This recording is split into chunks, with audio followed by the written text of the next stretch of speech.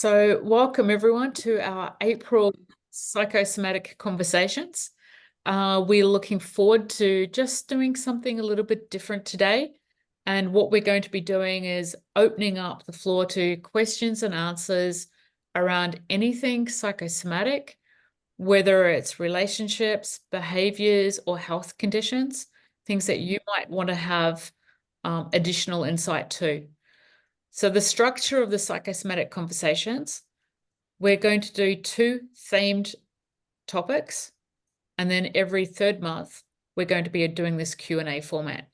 So you're invited to all of our conversations, but today it is open to your questions. And I'm presenting today with Sean and Christy, or should I say facilitating with Sean and Christy. So welcome, guys. Thank you. Thanks. Do you want to introduce yourself first, Linda? Oh, that's probably a good idea. So I am Linda Thackray. I'm based in Sydney. I'm a psychosomatic practitioner. I'm a psychosomatic teacher. So all of us are also teaching the master practitioners as well. And that's probably enough for me. Sean. Hi, I'm Sean. I have been playing in the holistic field now for 25 plus years. I do body work as well as the psychosomatic therapy, all about encouraging the process called living and bringing about the capacity to live. And I'm in Melbourne. In Melbourne. Yes. I am Christy Foster. I live in Salt Lake City, Utah. And I've been in bodywork. This is going on 30 years this year, which is a little crazy. I've been doing bodywork for that long. And my passion is that.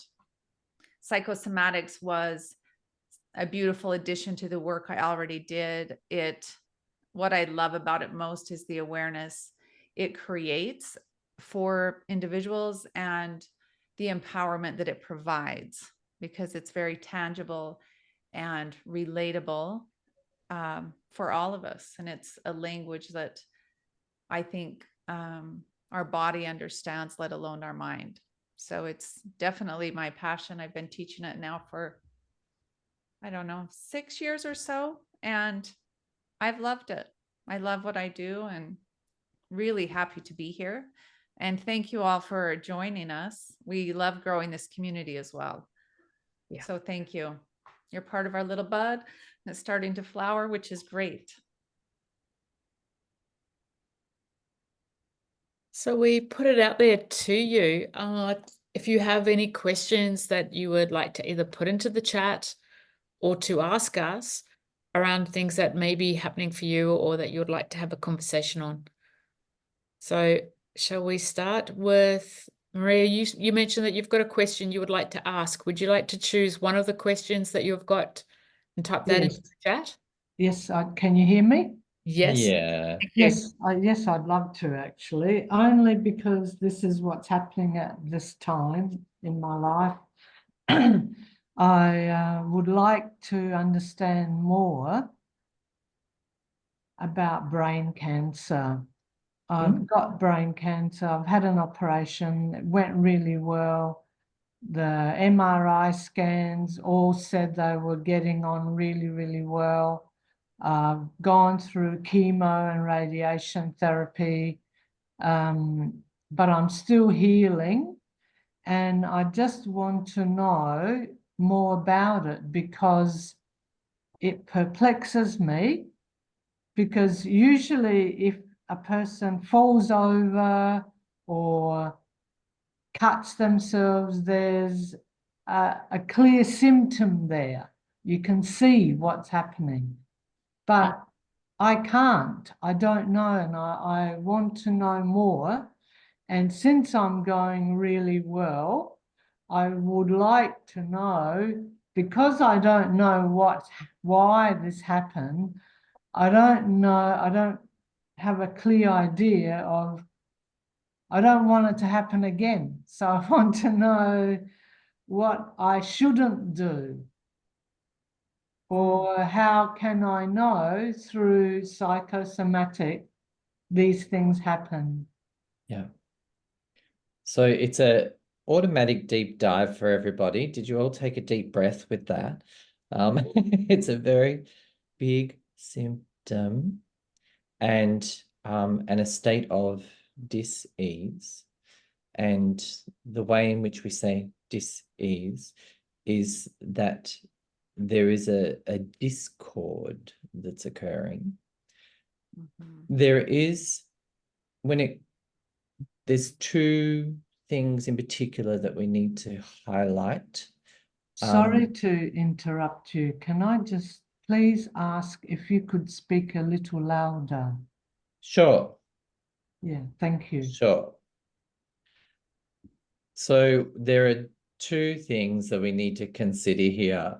There is biology, and there's also what's occurring within the biology. So we have, when we look at biology, we need to consider some of the family history that's potentially there, because that is an influence to the cancer marker and how it becomes activated within our systems. As a child of two parents that died of cancer, I am very aware of what is the convergence that takes place within an individual that enables the cells to negatively form. Yes, they're inverted. They're no longer operating in a positive manner. They're operating in an inverted manner. Now, when we look at that, that may sound like a judgment. It isn't a judgment. It's an awareness that there's something within us that's also recoiling.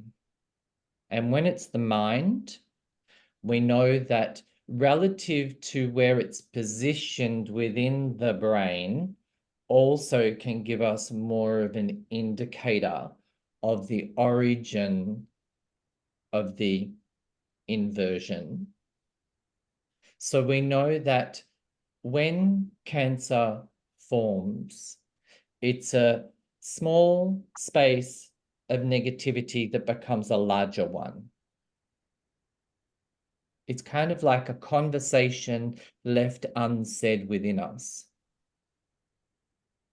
that builds its own little space and then starts taking up space. When we know that it's in that mind space, then we know that there is also a monologue that is running that we want to protect not only ourselves, but others from. So it's kind of like if there was a secret that we hid somewhere within us, relative to where it shows up in the body, shows us where that original impact has occurred, where the hardship has occurred. This is a very intense conversation to be having straight up today, right? Because it's going to lead us into unique conversations that are also aligned. And often when we have a symptom, the body wants us to create clarity. So when we have a situation, and we have such a privilege to be living at this point in time, as Maria is aware, she's had surgery, she's had lots of different treatment applications, and here she is on the call with us today, right? that's a phenomenal experience that's available to us. Yes, if we were alive 100, 200 years ago, people would have just stood around and watched. But these days, there are so many different approaches to the experiences. So we need to understand that, one, the body is making its own call. And when we say the body is making the call, we know that the innocence is bringing a magnetic awareness to a part of us that feels very trapped by its actual presence. So there's something very deep within Maria and her situation that has created itself in such a biological way that she's being asked to deeply consider her own history, her family's history, and what she thinks about that.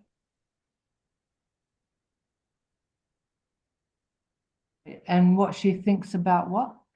What you think about your family history. Okay, Yeah, because it's so deep within the biology, Maria. thank you. And therefore, some of our thoughts have been created and become our own. Some of those thoughts have been passed down through the lineage. And at the same time, we're also interacting with a society and what it thinks. And so when we start decompartmentalizing, then we're putting some thoughts in some places and enabling other thoughts appropriately. So this one started out as a whisper and is then formulated itself into the biology. Can I ask whereabouts your particular cancer was, Maria? Yeah, we know it's brain, but which part? On the right side of the skull, the Mhm. brain. Yep. So on the right-hand side also refers to the left brain is on the right-hand side. So we're looking at some of the greater innocence or creativity or universal aspects of who you are. So we also need to consider, if you look at how the atmosphere that surrounds a child, then we also know, has that child been encouraged to fully be itself? Has the innocence had the ability to know that its willingness to access its unlimited self? Or has there been fences put around that? Has there been consistent limitations around that? Only Maria can answer that question.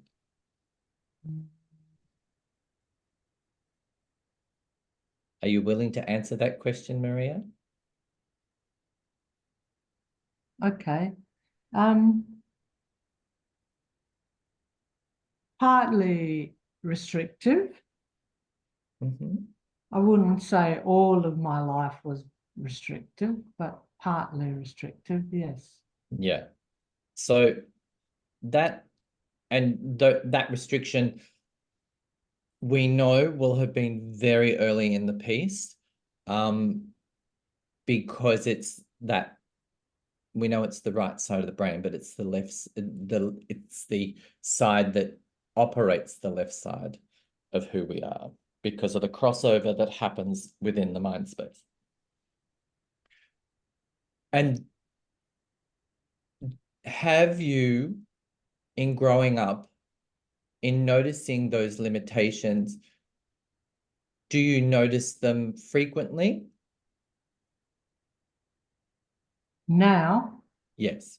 no, not really. No. Okay, good. Good. Because when the body surfaces a symptom, that it's time for the extradition of that process, then it's also completing a process. It's also putting closure to something.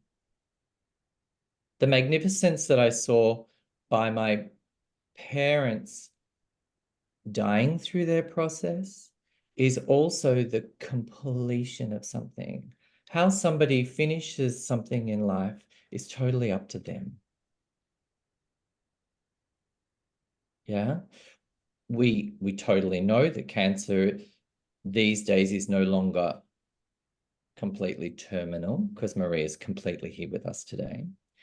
And so there's these conversations that open up inside of our body, not timed by us, but timed by a part of us, in order to find the completion for that outlet. Yeah, it was time that part of Maria needed resolution.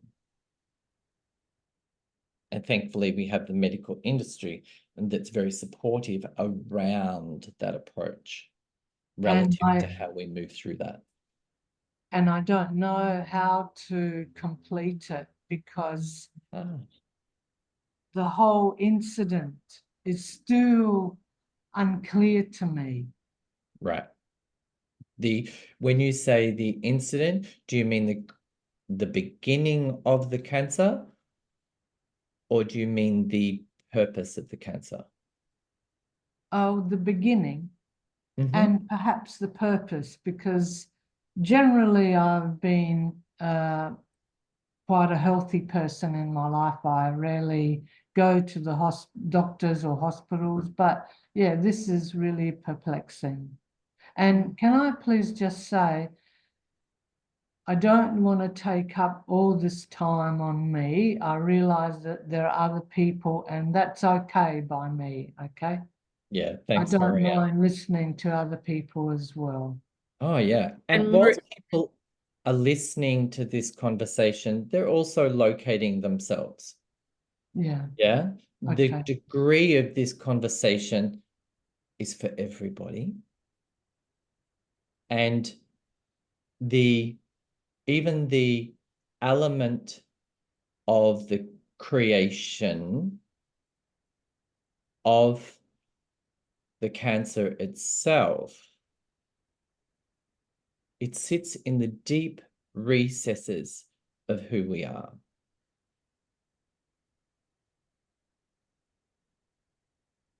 I'm very aware of my own parents' history and their relationship to their own history,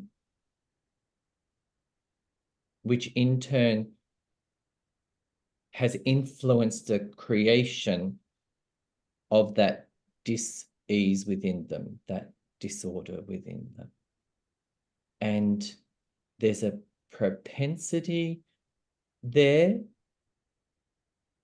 for them. This isn't about me avoiding cancer. This is about me understanding cancer. Cancer may not necessarily be something for all of us. It is for some of us. It's something that becomes activated within each of us, and its location is very specific to the individual. Well, I've asked the nurses and the doctors, why? And I know this is a very common question. Why? What did I do? Yes. Food, lifestyle. But they all said to me, don't think that way. There's nothing that you did because cancer, they said it was, what do you call it? When there are 5 people in the room, one person is likely to get it. So there's no specific reason. Nothing that I did, they said. But I can't believe that. I think... do you want to blame yourself for it? I don't want to, but I want to have a reason. Yep. because if I'm getting better, I need to know what I did in order to get it, so I won't go that way again. Can you And- understand me? Yeah, and there's a fork in the road at that point. The fork in the road at that point is that what had accumulated up till now has had a physical clearing within your body. So it's been removed. Has the behavior to that space or with that space changed? So people will often have organs removed. People will often have situations, take, for example, an appendix, where there's particular behaviors that are being driven into a place or space. And then when they have that removed, sometimes that disorder continues into a different part of the line of that body system, which means the behavior is still running. So the behavior to pull things apart rather than put things together.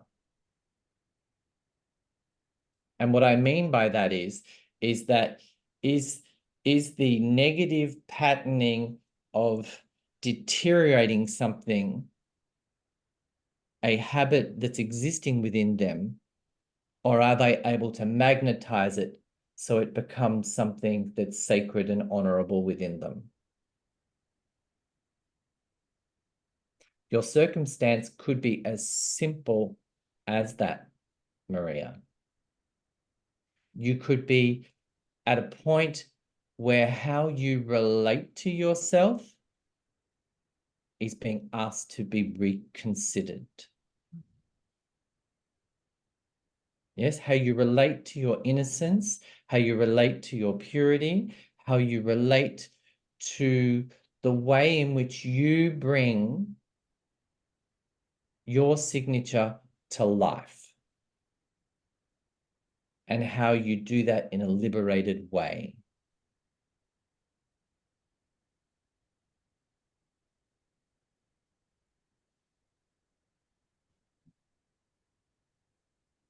Yeah, it's something that all of us need to consider. Yeah, as I've moved through life and I've had my own different symptoms, disorders, they are showing me a turning point. Yeah, there's a convergence that's happening. There's a cataclysmic moment where something is being asked to change. And how I engage with myself in that change liberates me from the situation, which is what we call healing. How I resolve. Yes? And we have a additional question to add into that from Tiffany relating to the same. Go ahead. Are you saying that we need to change our behavior or mindset to change the prognosis of our health? And maybe we could also ask Christy's input as well on this one, if that's okay. Christy.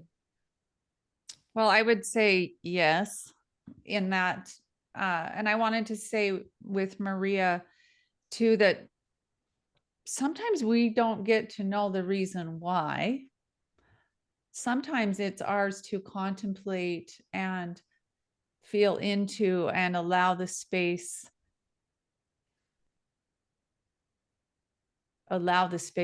for acceptance of what is as you move through. Sorry, there's a big plane coming over. It will Oh. go in a minute. I'll put the mute. Okay.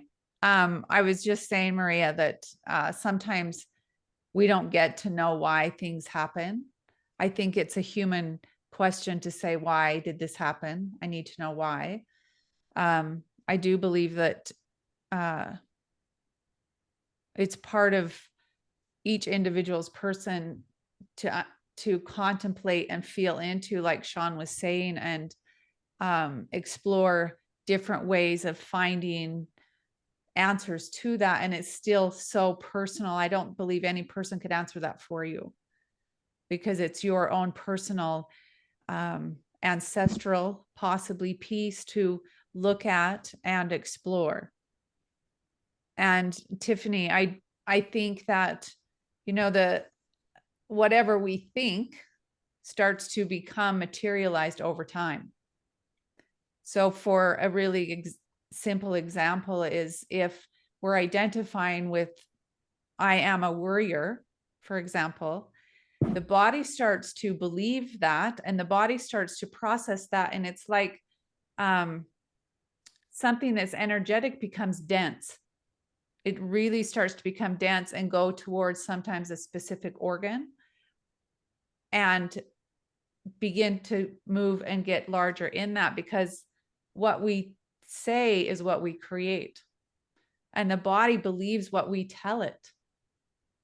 So if we're identifying as a worrier, our body's going to act accordingly, because that is what we're telling it.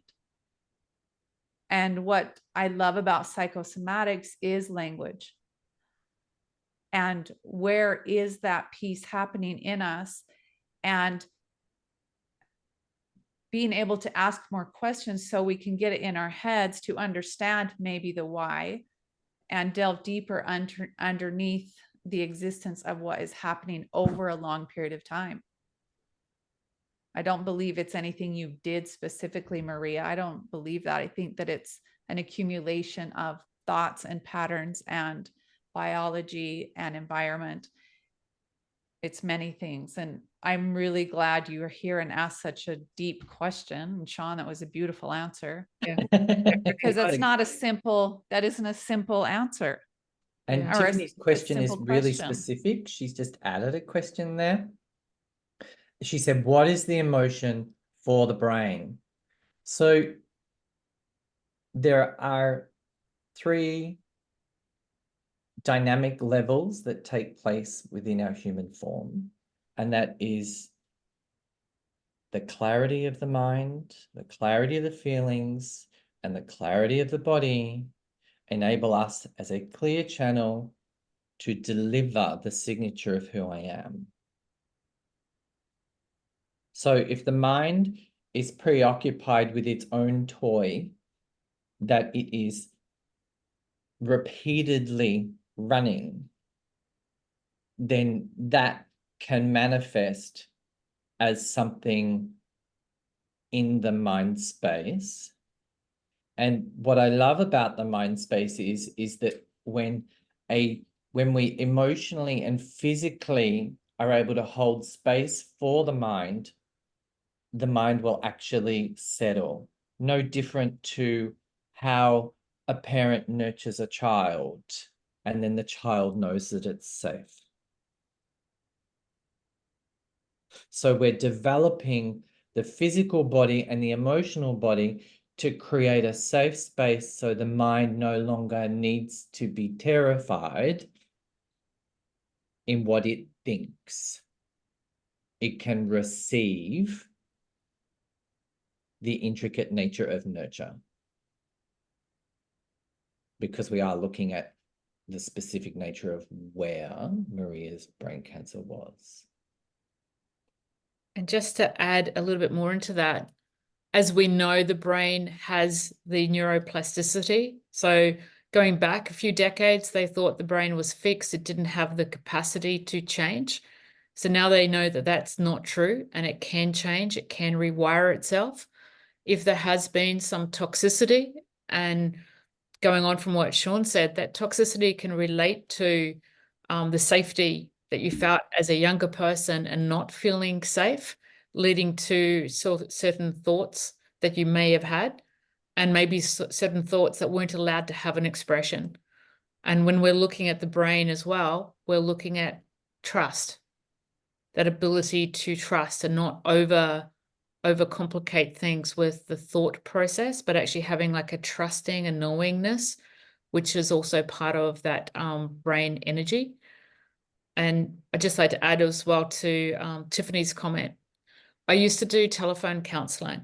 And when I first started doing telephone counseling for the first year, one of the things that really struck me was majority of people that called in with major, major problems that were affecting their life, affecting their happiness on life.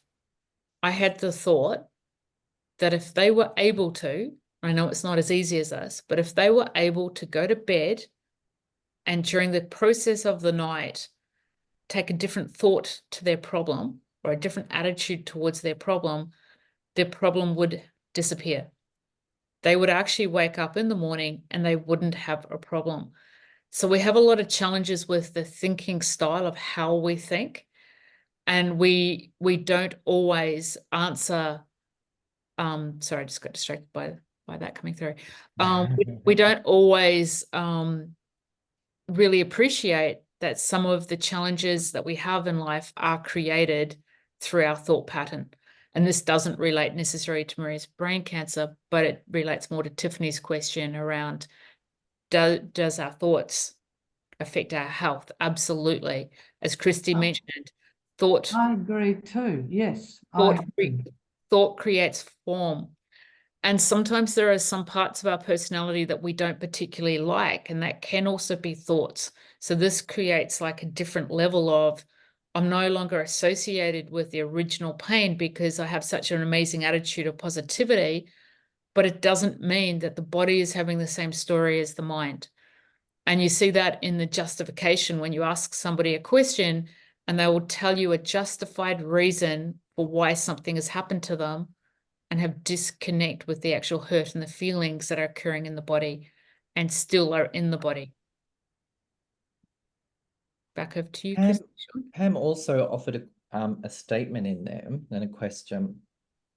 She says, when you are a caregiver to someone, how can we remain calm, happy, and joyful during such trying times of confusion and sadness?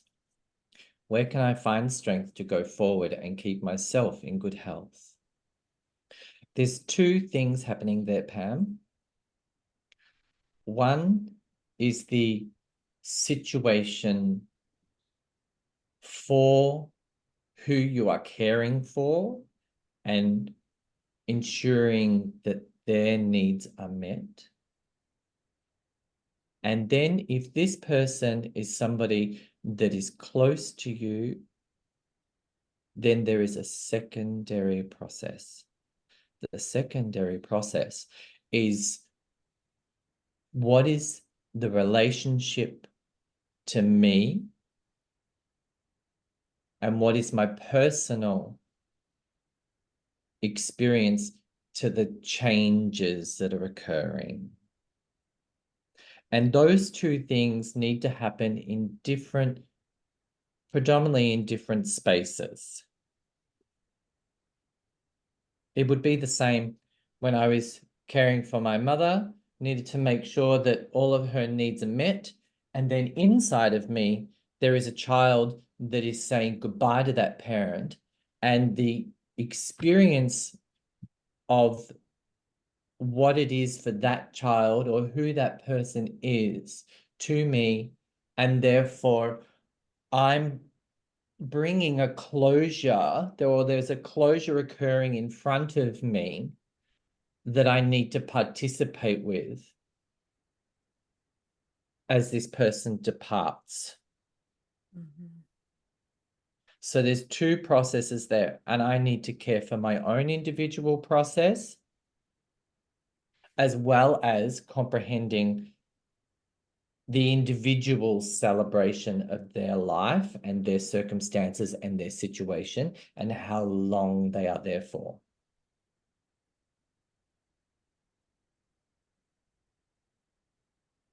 So there's also a question from Marianne. I have just come from a massage where I got in touch with a lot of tension in the right side of my jaw and the top of the right side of my neck. I would love to gain insight into this and why it feels very different than my left side. And so this is starting to look at pathways of tension through the body. The jaw is the reflection of the pelvis. The right-hand side of the jaw specifically looks at how I express myself into the world. And when there's tension, the tension brings up tension to how I express that. Now, the right side of the jaw also connects to the back of the neck. And inside of that, there is what's called the SCM, which is this muscle that helps turn the head. Yeah, the mobility. So we know that there's an extra charge behind the jaw because there's extra tension behind it. So now we need to look at what is it that we're harboring? What is it that we feel we can't say or can't be said or I won't say for fear of consequence? But yet it's in you. Mm-hmm. It's your role to share what is in you. That's how we experience who you are. We need to do that in constructive ways that enable equality in the relationships we're having. And that's a good example, Marianne, of dis-ease in the tissue is happening. If it's ignored, it becomes louder and louder, and it can develop headaches. If it's not addressed, it can develop cracked teeth, right? If it's clenching, the body is always giving us messages. And it's not something you're doing wrong. It's a message being given to you to look at and perhaps expand how you've moved in the world, and push yourself a little bit to express, like Sean was saying, what is that piece? And sometimes the expression is to yourself, to acknowledge that there's something there. Sometimes we want to scream from the top of a mountain about a circumstance or situation. Yep. And that's okay. That's one way to let it out. Does it need to be specifically addressed with an individual? Sometimes it's not an individual. Sometimes it's a group. Sometimes it's something else like that. But it's my response to what's going on. It's quite interesting because I have been working with Linda, and one of the things we've been working on kind of fits into this, but I hadn't linked them before. Yay. So like I find it very hard to say no. Oh. So that would create a tension, I'm guessing. A big one. I would think it would. Because then I'm going off and doing things that I don't really want to be doing, but I'm doing it anyway. Yeah. No. Yeah. So that makes a lot of sense. Yeah, that's really great. Thank you. Yeah, you're really welcome. And I learned to love symptoms. I learned to love places within myself that created disturbance for my dear brain. Because usually we're conflicted when there's a symptom because it stands in my way. When actually it's a part of me that stands in front of me that wants to be seen before I can progress. So it's integration. Each time there's a symptom or a nuance or something that's around me, it's a part of me talking to me within me.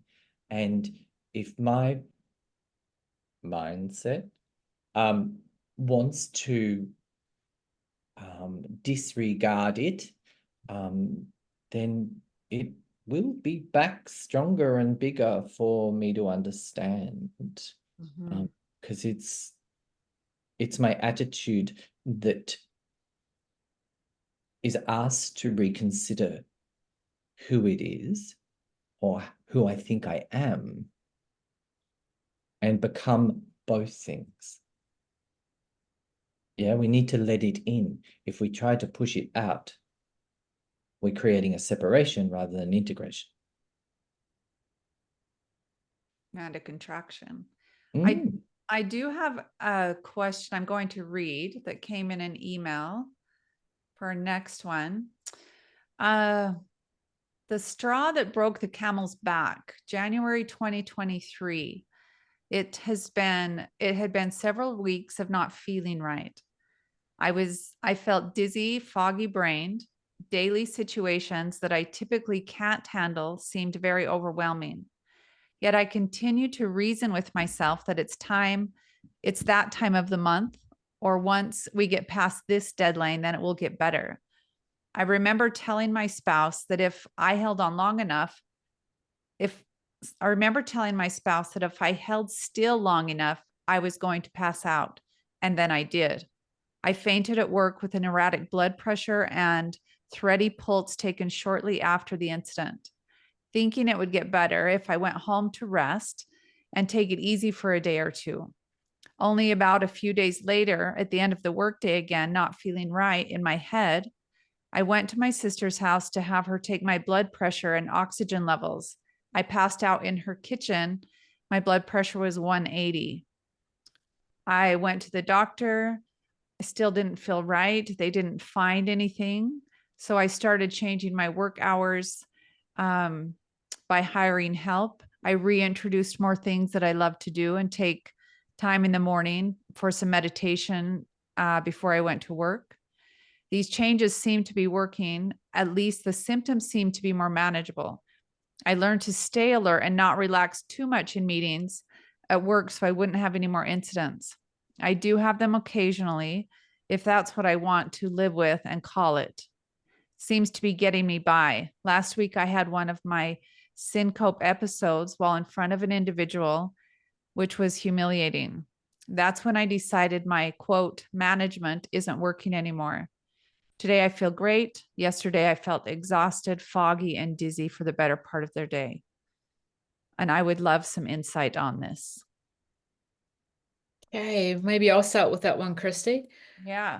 So it actually sounds very similar to someone I was also working with recently. And one of the things as a therapist session I got them to do was to send in a photo of their body, front, back, sides, take a look at their head placement and to see how connected their head was to the body, and have conversations with them around emotionally what was occurring with what emotions that they're also trying to avoid. And quite often the attention, I think, would be outside of self, and that there could be some emotions that they're actually quite terrified of. So that would be on a one-on-one consultation where I would explore with that. And often fainting in some respects can just be obviously with the blood pressure, but sometimes it's similar to seizures. And there's a part of that where it's like anybody else's body other than mine. So I would really gently, and particularly if whoever's written this is listening, to be really gentle with yourself, but maybe work towards working with, Christy or a therapist to bring you back into what is the emotion that maybe you're afraid of, and to be held within that space to explore that safely and gently, whilst also doing body work to actually assist you to bring you back into your body and to take a look at where the pain shows up in relation to the emotions that you might be finding difficult to explore. Because blood pressure is something that fluctuates and has an influence directly to the heart organ. Yeah, that's the center of this circular system. And so when the heart is under pressure, under duress, then it changes its relationship to the blood flow. So the higher the blood pressure, and it works at both ends, the higher the blood pressure, the lower the blood pressure, eventually the body has its own natural drop. And that drop is its own protection. And justly so, because it would either explode or otherwise. And when we're emotionally under pressure, then, and you're starting to see something that's becoming physical, then that's already showing us that there's the amount of emotion in the in the room, if the heart was a room, it's like we're trying to cram too much in there and squeeze the door shut. Yes, it's exploding rather than actually being processed. When I say processed, being expressed, being understood, being held, being most of us will have come into contact with grief at some point in our lives. It's allowing an emotion through. This is a much lesser nuance with its experience, but the impact to the body itself is already showing us how this person is relating to themselves emotionally, because the blood represents joy. I And love not that we need to add more joy in. Joy is an experience that takes place naturally when all other emotions are also expressed. I love the way that you say they're allowing the emotion through and describing it like the rooms, because that is also, it's very similar with anxiety. It's very similar with depression. It may show up in different body symptoms and signals, but it's actually one and the same.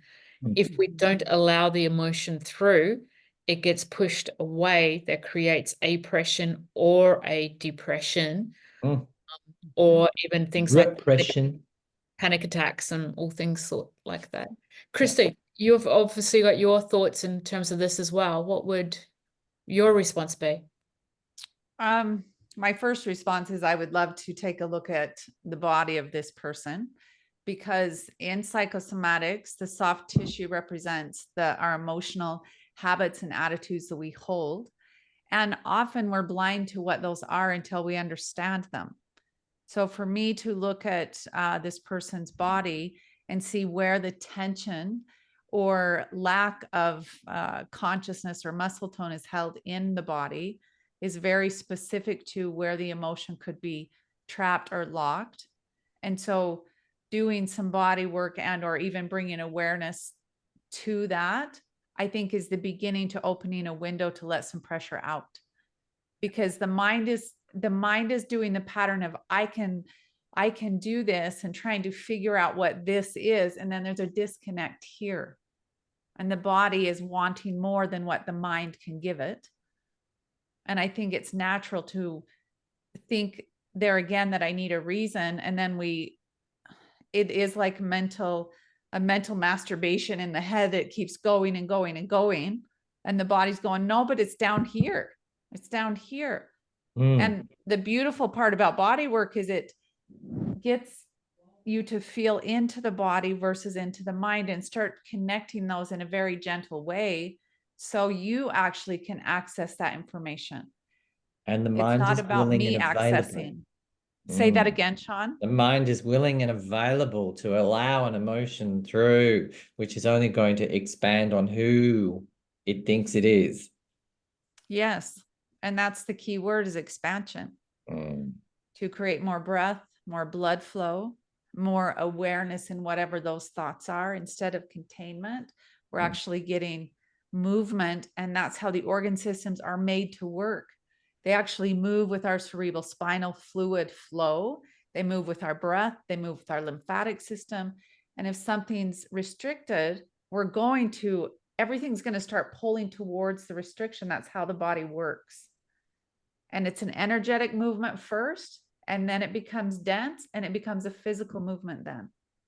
So that's why I would look at the body so I can see the patterns and share and get some insight of what the perception is in that holding. Beautiful, Christy. Lou, what did you have to bring to the table today?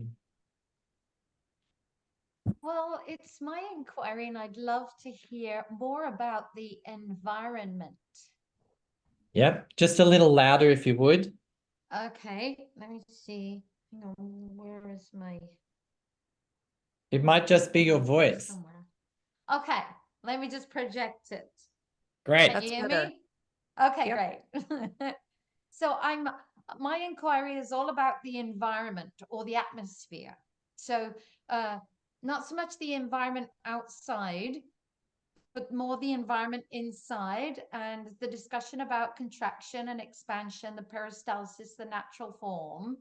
Yep. And the wave of energy and emotion going from a wave to a particle, or magnetizing more towards it such that it becomes a form.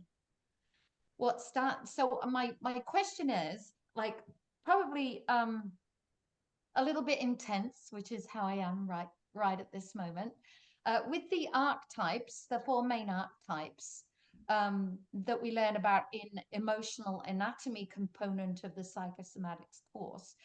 I'm looking at the various forms, like Christy was saying, to look at a person's body. I am wondering if there are certain diseases that are more prevalent in one archetype than in another archetype, given that we get to hear about how they experience themselves or their relationship to self and others.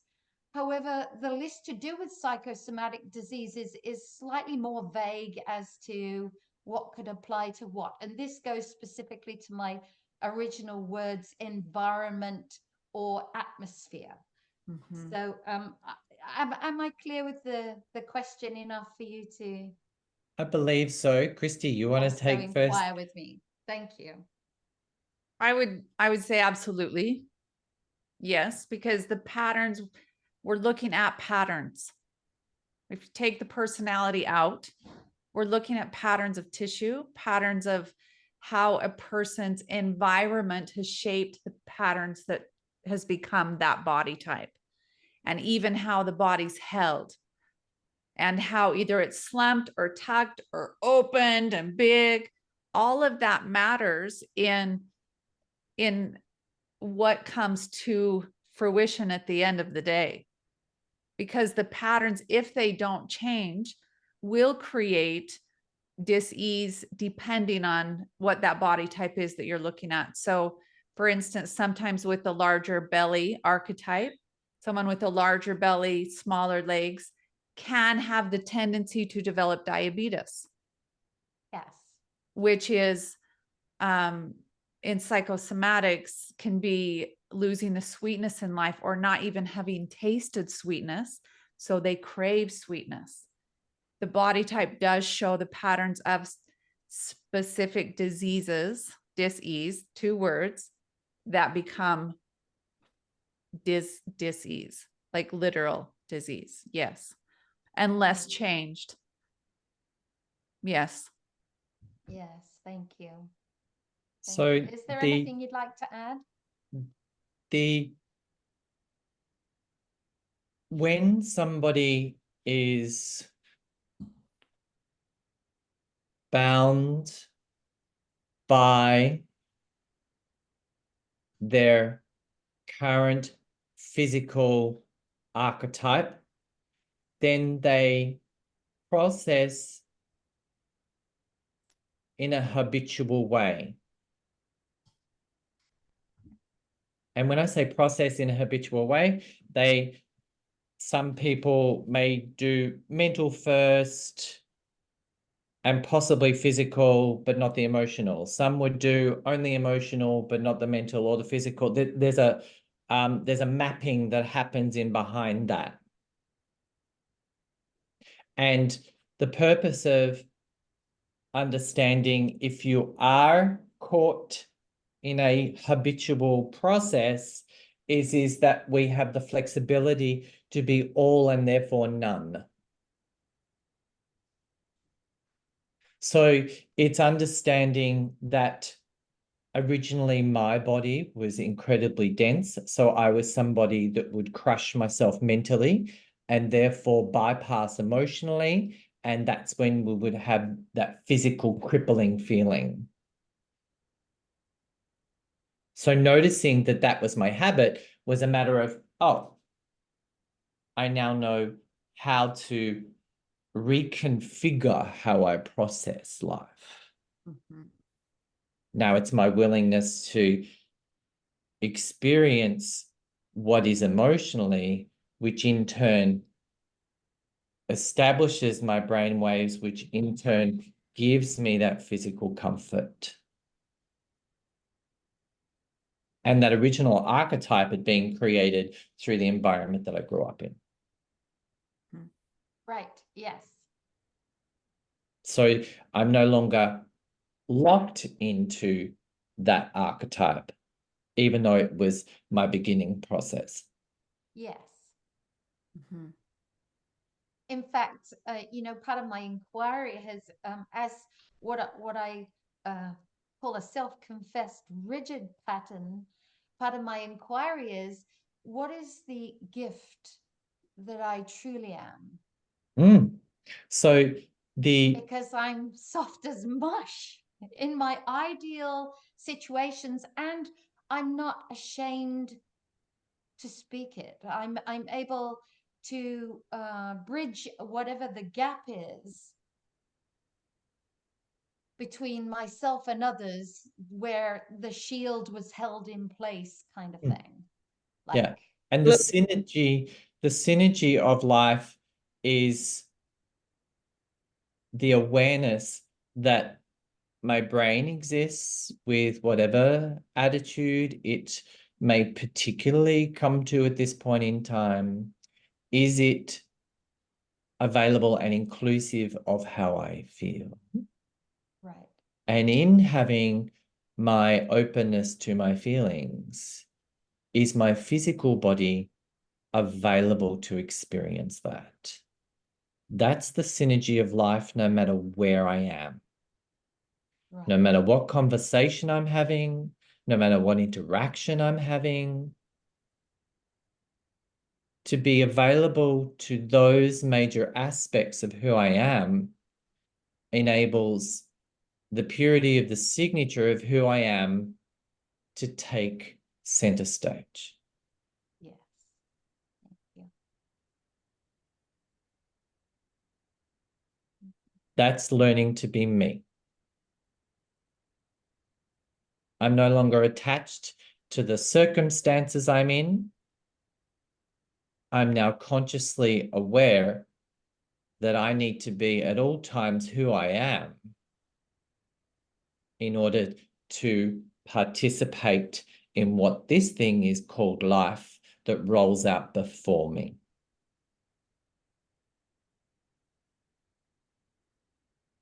Thank you. Linda, Christy? Linda, yes, do you And have Linda? anything? I was just going to say, sometimes I think it's important to understand more about where the question comes from than the answer to the question itself. Because Yes. the question's a good general question, but actually it gives us very little as to the challenge that you're experiencing. And in a different situation, I'd like to go deeper into really understand the nuances of what motivates the question for you personally, to go deeper into that, which is may not be not the setting, but that would be where I would take that as an opening for you. Because sometimes the nature of the question actually reveals something more about what's happening behind the scenes. But we need to find that. We need to, kind of Thank you. Explore that. Thank you. Okay. So, gosh, that time went very, very fast. We are probably coming to the time where we'll be closing in terms of the questions. If anyone wants to just add any comments before we officially say goodbye to you today and stop the recording, then please let us know before we do that. Okay, so I'm going to stop the recording.